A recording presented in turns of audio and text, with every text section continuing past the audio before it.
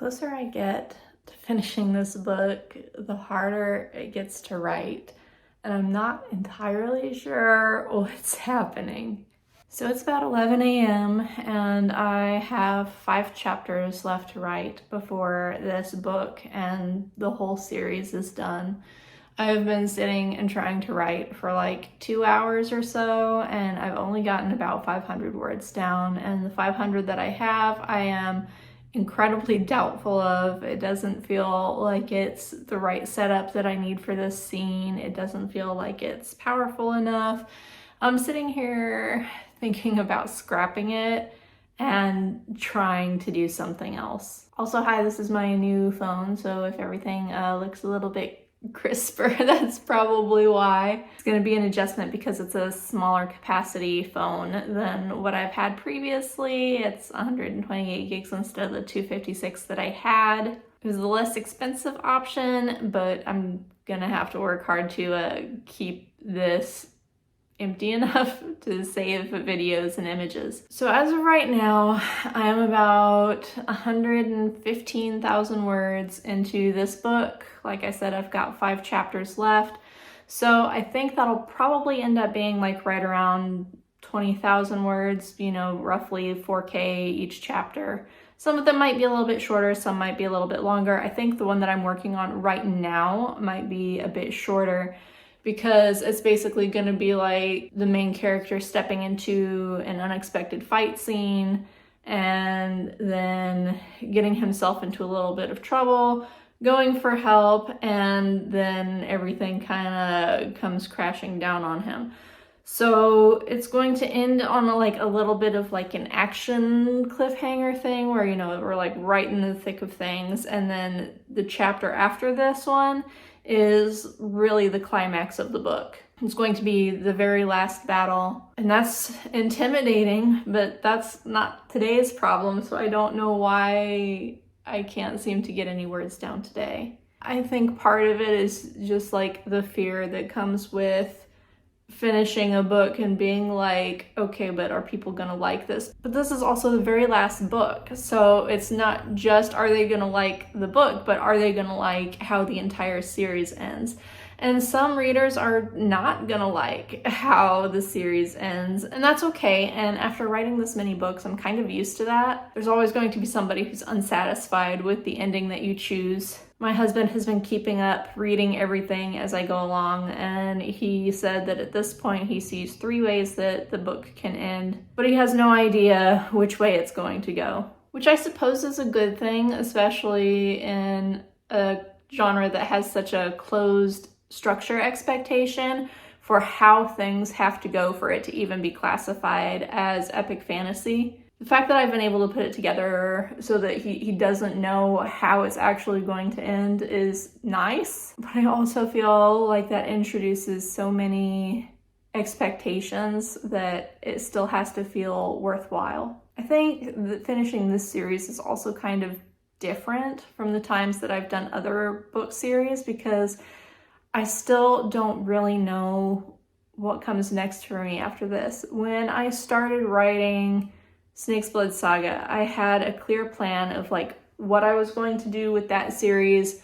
I knew I was going to be writing West King's Heist in between those books. And then as I moved from Snake's Blood Saga into doing Spectrum Legacy, that was when I wrote my artisan magic fantasy romances, and also when I wrote The Witch and the Worm, just kind of like a literary palette cleansers in between each book in the big series that I was doing, because it was very refreshing to sit down and do something that was shorter and easier in between. I didn't give myself that gap with this book. After I was done with Paragon of Shadow, I moved right into working on Spectrum Legacy. I don't think that it really matters that I didn't take that little breather in between books that I usually did. The goal was kind of to jump into Spectrum Legacy and get it done as quick as I could on the heels of Paragon of Shadow, which is probably also good because this book has been taking so long to complete. At this point, my daughter has just over a week left of school, So I have a week to finish 5 chapters and have the first draft of this book completely done. And that's kind of a tight timeline. Like, I know I can do 20,000 words in the span of 7 days, but am I really gonna get 7 days to work? Because 2 of those days are going to be spent on school activities for like the end of the year. And then also crossing a weekend, which is my busiest time. Honestly, just sitting here and kind of ruminating on the difficulty that I'm having writing is probably a waste of time, and I should be sitting and trying to figure out why I'm stuck. But I do wonder how much of it is me as an author being at a turning point, because previously I always had the next series started when one series was completed. And this is the first time that when this series is done, I have no open projects. It's the time where I have to decide what I'm doing next, what direction my career as an author is going to take over the next several years. And that's just a lot to have on your mind, I guess, when you're trying to work. So, you know what I've discovered in doing this, and this is something that probably should not be some great revelation or anything, because I feel like if I had ever stopped to think about it, it would have been really obvious, but doing writing vlogs is actually like really boring because there's nothing to vlog, because I have no life right now except sitting here at my computer trying to write this book.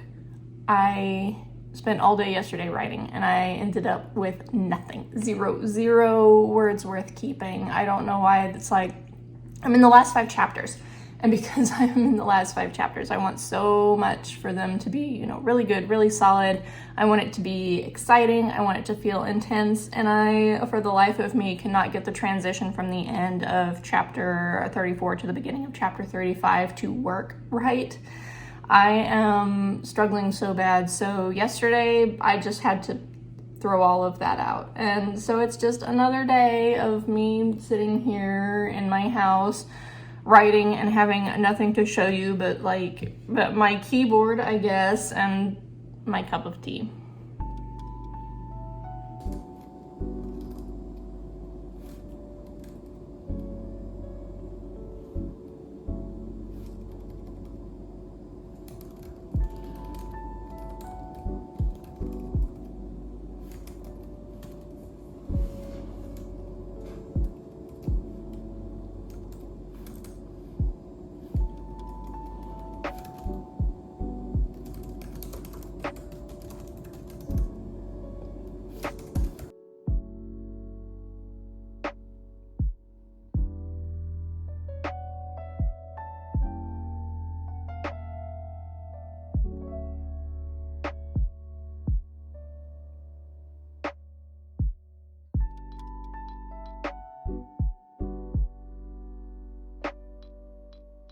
It's May 15th. I'm sitting down to write after losing basically all of yesterday. I ended up having, well, it was my daughter's field day, so we were gonna be out at the school like all day, but I ended up getting an ocular migraine during field day, so I ended up having a headache like all day. I had just a horrible headache all day long. And this morning I'm sitting down and my headphones have broken. I guess I shouldn't be surprised because I've been using these for like 13 years now. So the fact that they've lasted this long is pretty impressive, honestly. But there is a pair that's got like the lightning cable floating around here somewhere, but I don't have an adapter for that. And I can't plug a lightning cable into my laptop. So I've got 4 chapters left to go, but I am going to be spending the first part of today going back over the last chapter that I did, because it is the first chapter in this book that my husband read it and he didn't like it. He said it felt really rushed and that it was confusing. So that is not fun to hear after I spent literally days working so hard over every single word. Like every sentence of this chapter was so much labor. It was the hardest chapter of the entire book. Having it be that hard and then having him say that, you know, oh, it really feels rushed and it's really confusing. I'm not sure what's going on here. It's like, oh, that doesn't feel very good.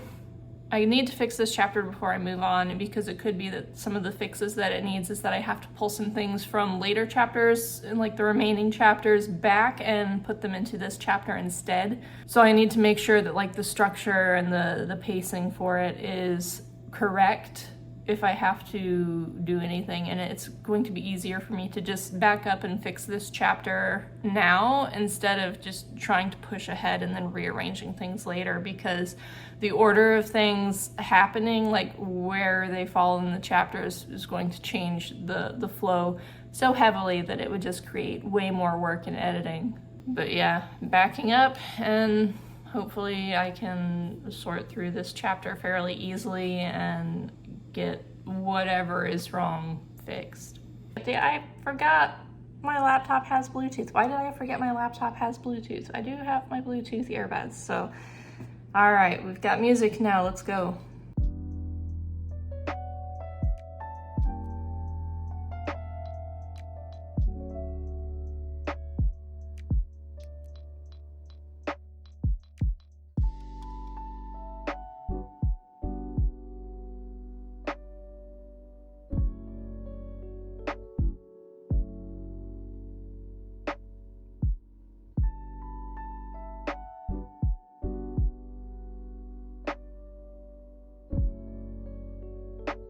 So it's almost 10:30. I started this at 8:40, so I'm coming up on like 2 hours of reworking this chapter, and it did not get any easier working on this particular section of the book.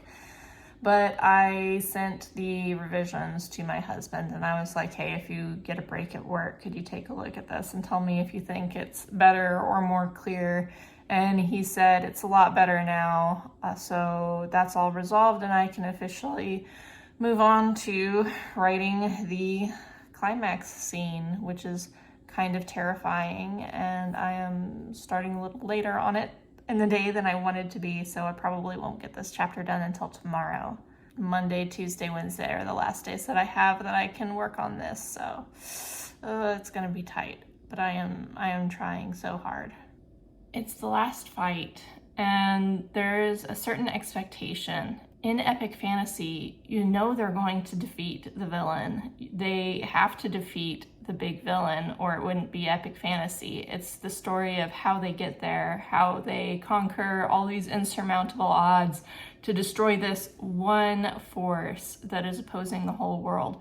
That's like the definition of epic fantasy. But you still have to make the ending interesting, even though everyone knows how it's going to end. So my challenge today is to kind of bring together all of the options for the ending that I have and really hold on to this element that I've been able to build so far, that you don't know how exactly things are going to pan out. There are 3 different ways that it can go, and all of them kind of lead to, you know, victory, but the outcomes of that victory are so different. I personally am a really big fan of the bittersweet ending, where, yeah, they got what they wanted, but it comes with a lot of unintended consequences and things that they didn't expect. And I think my readers kind of expect that by now, but it's still always a challenge to write something that ends in a way that is satisfying and is true to genre, but still keeps you guessing until the last minute. You don't want it to be too sweet, because then it feels artificial, but you also need it to be satisfying, because the escapism that we're looking for in stories like this is always a proof that, you know, good triumphs over evil, that no matter how bad things get, there can always be a victory found. My victory is just going to be getting through this chapter today. Maybe 2,500 words I need to write that's going to be like nothing but combat and the way things twist up together at the end to show who lives and who dies and what the consequences of those are. I unfortunately do not feel very well today. Just kind of running theme for this whole entire book, I suppose. With luck, I will finish this chapter before I have to go get my daughter. See, 10 o'clock, so I've got 3 hours if I give myself a lunch break, so 3 hours, 2,500 words. That would be easy if it wasn't combat.